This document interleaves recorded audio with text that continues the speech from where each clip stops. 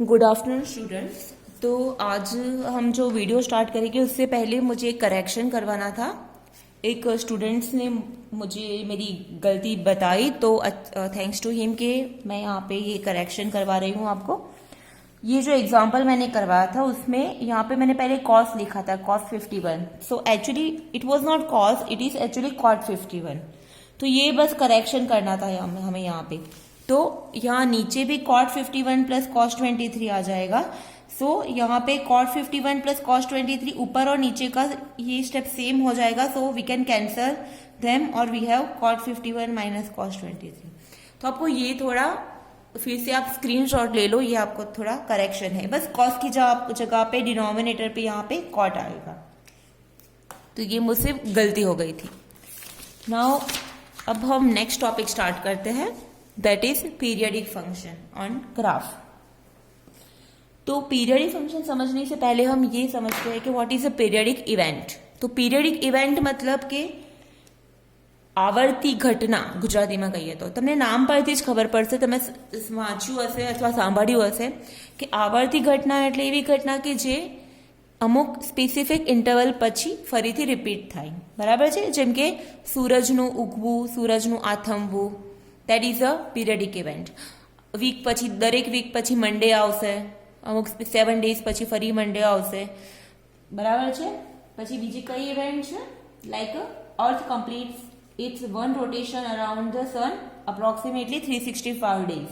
એમ તો 364.25 days થાય છે, બટ આપણે એપ્રોક્સિમેટલી કન્સિડર કરીએ કે એક વર્ષ પછી 365 દિવસ પછી સન ફરીથી પાછી એ જ પોઝિશન પર આવશે રોટેટ કરીને.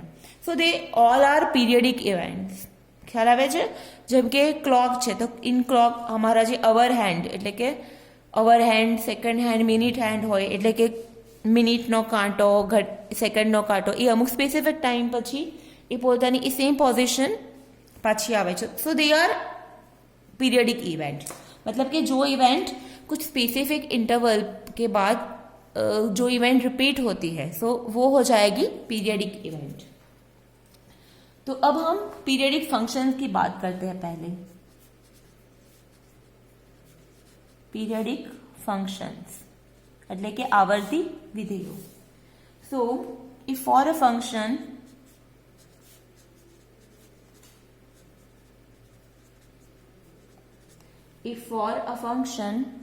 f from a to b there exists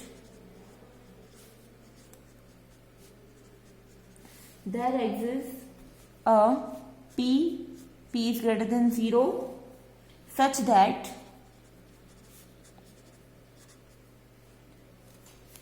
x plus p is also belongs to capital A and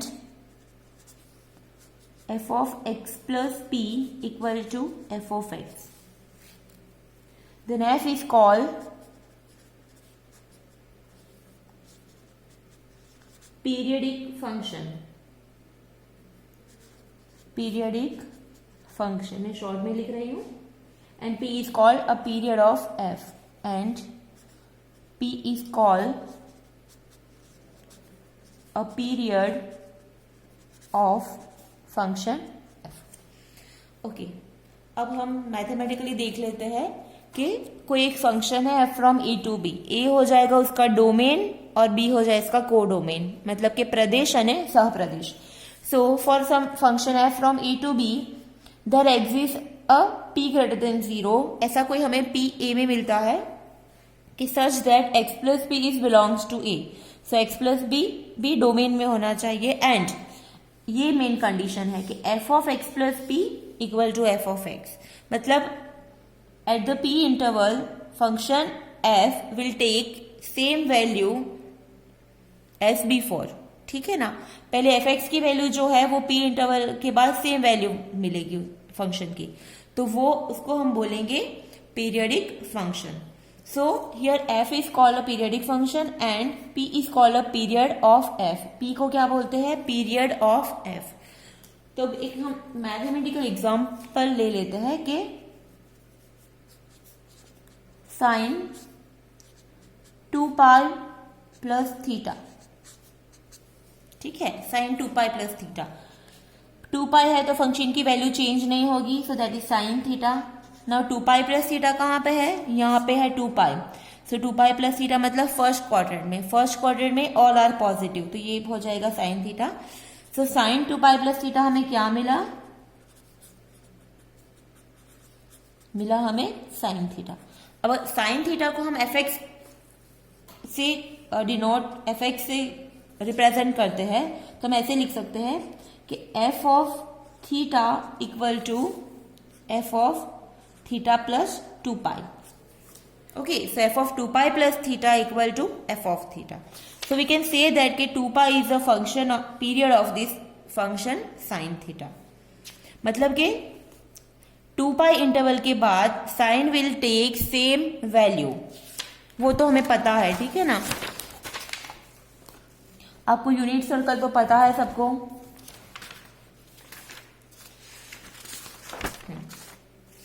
ये यूनिट सर्कल है, ठीक है। हम लोग एक्स वाई कंसिडर करें तो एक्स जो है दैट इज कॉस रिप्रेजेंट करता है, वाई रिप्रेजेंट करता है साइन। और यहाँ पे देख लो 0, यहाँ पे यूनिट सर्कल जो है यहाँ पे क्या वैल्यू आती है, यहाँ पे यूनिट सर्कल पे यहाँ पे होती है वैल्यू, ओके यहाँ पे लिखते हो 1 0, यहाँ पे -1 0, यहाँ पे 0 1 और यहाँ पे 0 -1। So second value will represent sine, तो यहाँ पे 0 के आगे साइन की वैल्यू 0 है, फिर ये 1 हो जाएगी, फिर 0 हो जाएगी, सॉरी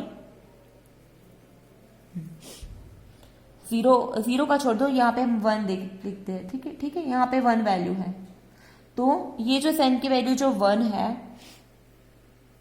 तो एग्जैक्टली 2 पाई इंटरवल के बाद फिर से हमें साइन की वैल्यू यहाँ पे 1 मिलेगी। Okay, so we can say that कि जो 2 पाई है, 2 पाई इंटरवल के बाद सेम वैल्यू यहाँ पे हमें मिलती है। ऐसा दूसरी वैल्यू के लिए भी है साइन के लिए, बिकॉज हमने ये यहाँ पे साबित किया है कि sine 2 pi plus theta equal to sine theta, मतलब कि आफ्टर 2 पाई के इंटरवल के बाद sine will take same value. तो 2 पाई जो है उसको बोलेंगे उसका period. Not only 2 pi, 4 pi, 6 pi, 7 pi is they are also period of this sine function, but यहाँ पे जो स्मॉलेस्ट है 2 पाई उसको हम बोलेंगे प्रिंसिपल पीरियड। मतलब कि समझो कि 2 pi, 4 pi, 6 pi, 8 pi and so on, they all are periods, periods of sine function. Okay, they all are period of sine function, but the smallest one है 2 पाई, जो smallest one होगा उसको हम बोलेंगे principal period. Okay, so 2 pi is a principal period of 2 पाई, मतलब कि मुख्य आवर्तमान, गुजराती में कहिए तो मुख्य आवर्तमान। अच्छा, पीरियड को गुजराती में बोलते हैं आवर्तमान, सो प्रिंसिपल पीरियड हो जाएगा उसका मुख्य 2 पाई, दैट इज मुख्य आवर्तमान। ओके, तो ये जनरल जो डेफिनेशन है दैट इज ये है कि f of x plus b होना चाहिए एफ ऑफ एक्स, तो पी जो है वो उसका पीरियड है, मतलब कि उसका आवर्तमान है, और जो स्मॉलेस्ट वैल्यू होगी पीरियड की वो हो जाएगा उसका प्रिंसिपल पीरियड, मतलब कि मुख्य आवर्तमान। तो सिमिलरली हम कॉस के लिए भी सेम चीज लिख सकते हैं कि cos 2 pi plus theta equal to cos theta. Okay, तो cos का भी आवर्तमान जो है पीरियड है वो है प्रिंसिपल पीरियड है 2 पाई, बट 10 के लिए हम ऐसा नहीं लिख सकते, 10 के लिए हम π/2 आएगा, 10 π/2 plus theta.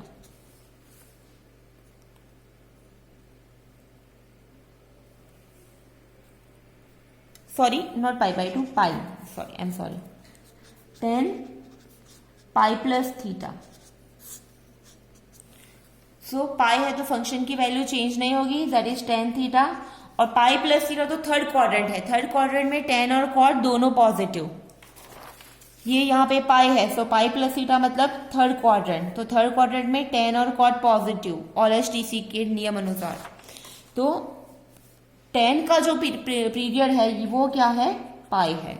Okay, similarly cot का भी प्रिंसिपल पीरियड है पाई।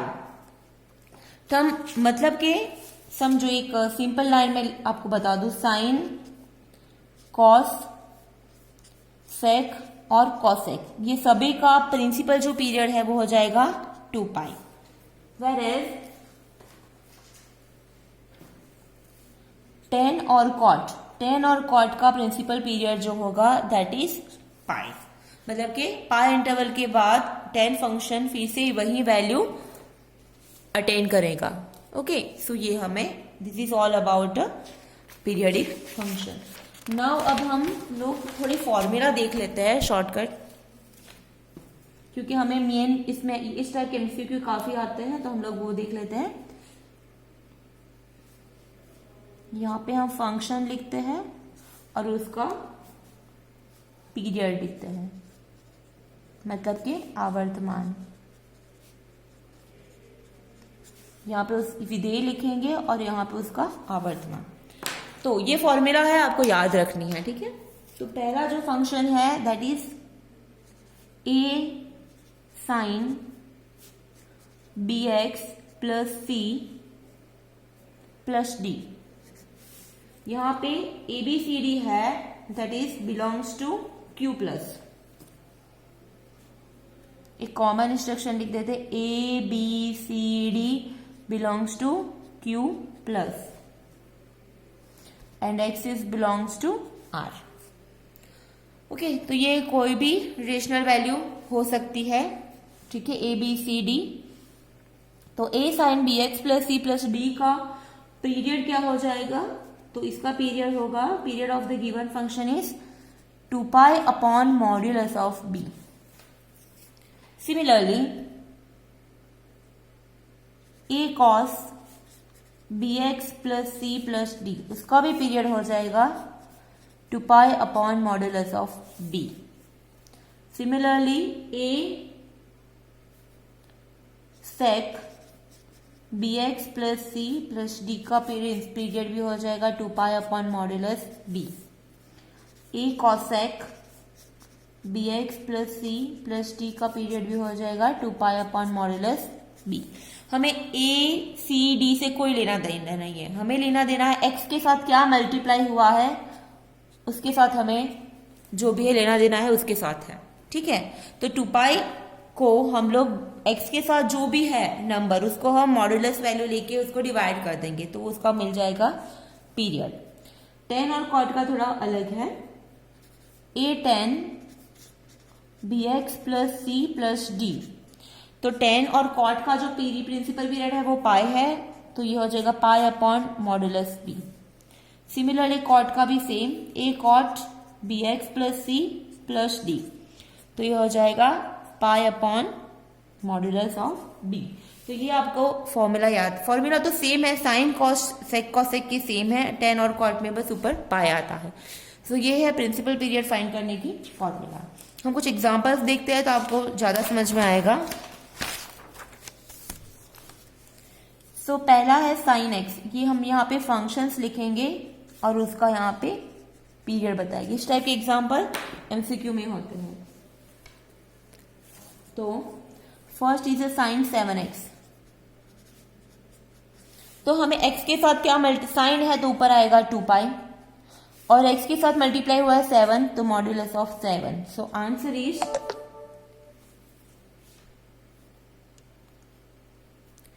Answer is 2 pi upon 7। Okay, हो गया ये। Now next is tan 3 theta. So tan है तो पाई अपॉन थीटा के साथ मल्टीप्लाई किया, ये x या थीटा हो, both are the same. Okay, ये फंक्शन के अलग अलग वेरिएबल्स है, तो डोंट कंफ्यूज। तो it is pi by 3। So tan 3 theta का जो होगा दैट इज पीरियड होगा pi by 3। Next cos pi x। cos है तो ऊपर 2 पाई और नीचे x के साथ मल्टीप्लाई हुआ है मॉड्यूलस पाई, सो 2 पाई अपॉन पाई। सो पाई कैंसल, सो उसका आवर्तमान થઈ ગયું 2, मतलब कि पीरियड हो गया 2।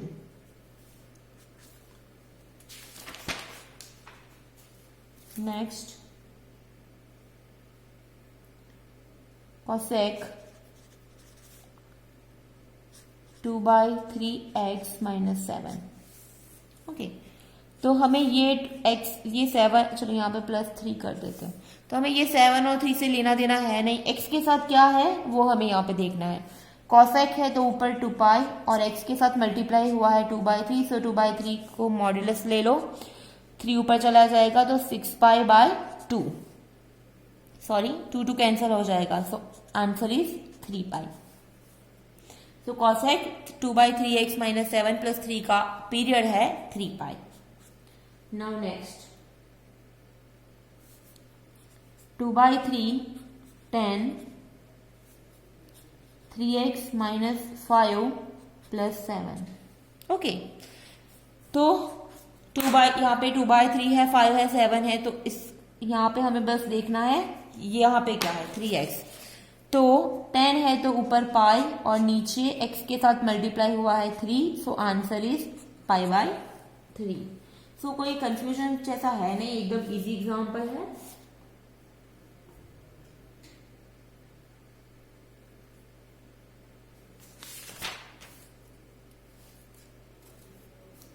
ओके, अब नेक्स्ट है ये वाला फंक्शन sin स्क्वायर π/4। ओके, अब sin π/4 की वैल्यू यहाँ पे x तो है ही नहीं, मतलब कि ये कांस्टेंट फंक्शन है, तो हम डायरेक्ट भी लिख सकते हैं कि constant function does not have a period. Constant function does not have a period, मतलब कि अचर विधेय ने आवर्तमान हो ही नहीं। बट यहाँ पे लिख सकते हैं sin π/4 की वैल्यू क्या है 1/√2। sin π/4 इज 1/√2 होल स्क्वायर, तो ये हुआ 1/2। तो वो क्या हो गया कांस्टेंट फंक्शन, એટલે કે અચળ વિધેય, कांस्टेंट फंक्शन हो गया। So we can write that constant function do not have a constant function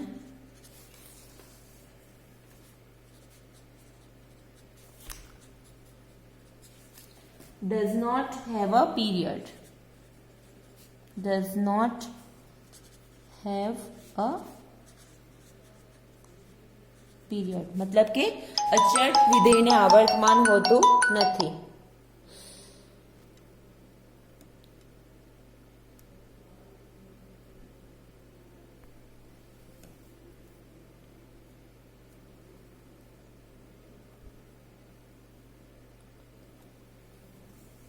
અચળ વિધેયને આવર્તમાન હોતું નથી। A constant function does not have a period. So now come to the next example.